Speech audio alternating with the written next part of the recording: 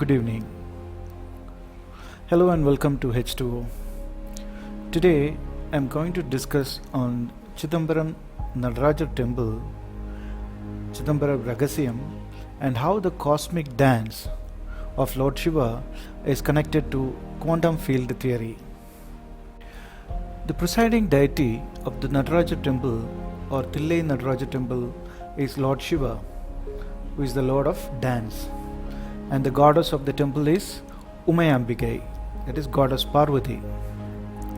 The present temple was built in the 10th century by Chola kings. The town used to be called Thillai, following Thillaivanam, derived from the mangrove of Thillai trees that grow here and the nearby Pichavaram wetlands. The word Chidambaram comes from the Tamil word Chitrambalam, also spelled Chittambalam, meaning wisdom atmosphere. Chit means consciousness or wisdom, and Ambalam means atmosphere. The temple wall carvings display all the 108 Karanas from the Nati Shastra by Bharata Muni, and these postures form the foundation of Bharatanatyam. The temple is constructed to resemble the human body with all its subtleties. The 5 walls encircling one another, or the pragarams, are the koshas of human existence. The outermost is the Annamaya Kosha, symbolizing the material body.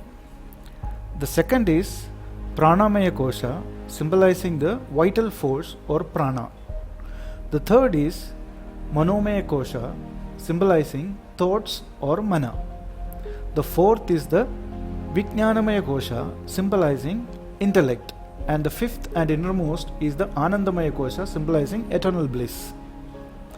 The sanctum which is inside the pragarams symbolizes the Anandamaya Kosha that houses the Lord. It's to be noted that the sanctum is an unlit space, similar to our heart, which is closed on all sides. The entry gopurams are considered to be the feet, that is, resembling a person who is lying on the back with his toe up. The flag post depicts the Sushumna Nadi, which rises from the base of the spine to the vertex in the head. The story of Chidambaram starts with the legend of Lord Shiva moving to Thillaivanam.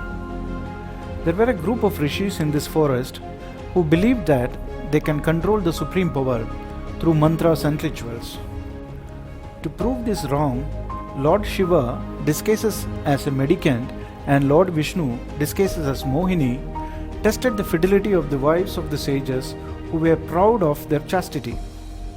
Being a smart and beautiful mendicant, Lord Shiva enchanted the wives of the sages. Enraged by this, the sages performed a puja and invoked serpents on Lord Shiva. He in turn captured all the snakes and adorns them as ornaments around his neck and waist. Then the sages invoked a ferocious tiger from the holy fire and targeted it on the divine couple. Lord Shiva uses his nails to tear the skin of the tiger and wore it around his waist. After facing defeat, the sages invoked a powerful demon, Abhasmara. According to Hindu mythology, Abhasmara is a dwarf who represents spiritual ignorance and nonsensical speech. He is also known as Muyalagan.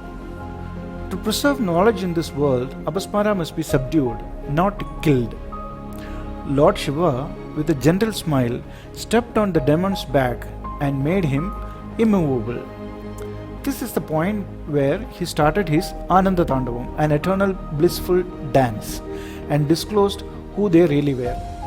The sages surrendered themselves before Lord Shiva and Lord Vishnu. Nataraja Swami has the idol of Devi Shivakama Sundari to his left.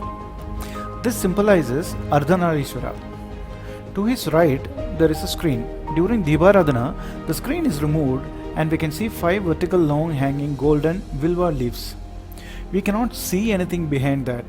As per legends, it's believed that this is the place where Lord Shiva and Parvati are present and are invisible to the naked eyes of normal people. When the screen is removed, that means the Maya is removed, one can see Lord Shiva and Parvati. It's believed that only saints can see Lord in their physical form. This is told as Chidambara Ragasyam by the Dikshitas, who are the traditional pujaris. Now let's take a look at some of the specialities of Nataraja temple. This temple is located at the center point of world's magnetic equator. This was proved thousands of years ago by our Tamil scholar Tirumoolar. Of the Panchabhuta temples, Chidambaram denotes the sky, Kalahasti denotes wind, and Kanchi Ekambareshwar denotes land. All these three temples are located in a straight line at 79 degrees 41 minutes longitude. Of the other two temples, Tirumanikavil is located at around 3 degrees to the south and exactly 1 degree to the west of the northern tip of this divine axis, while Tiruvannamalai is around midway, that is 1.5 degree to the south and 0.5 degree to the west.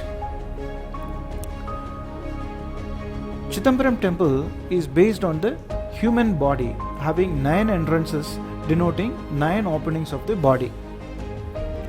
The temple roof is made of 21,600 gold sheets, which denotes the 21,600 breaths taken by a human being every day. That is, these 21,600 gold sheets are fixed on the gopuram using gold nails, which denote the total number of nadis or nerves in the human body.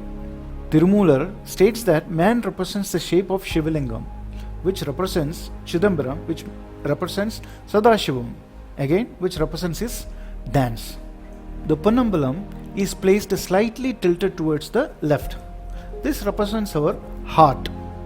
To reach this, we need to climb 5 steps called Panchakshara Padi, that is Si, Va, Ya, Na, Ma. So those are the 5 Panchakshara mantras. Shivaya Nama. There are 4 pillars holding the Kanakasabha, representing the 4 Vedas. Ponnambalam has 28 pillars denoting the 28 methods to worship Lord Shiva. These 28 pillars support 64 roof beams, which denote the 64 arts, and the cross beam represents the blood vessels running across the human body. The 9 kalasas on the golden roof represents the 9 types of Shakti or energies. The 6 pillars at the Artha Mandapa represent the 6 types of Shastras. The 18 pillars in the adjacent Mandapa represents 18 Puranas. Now let's take a look at Nataraja's dance.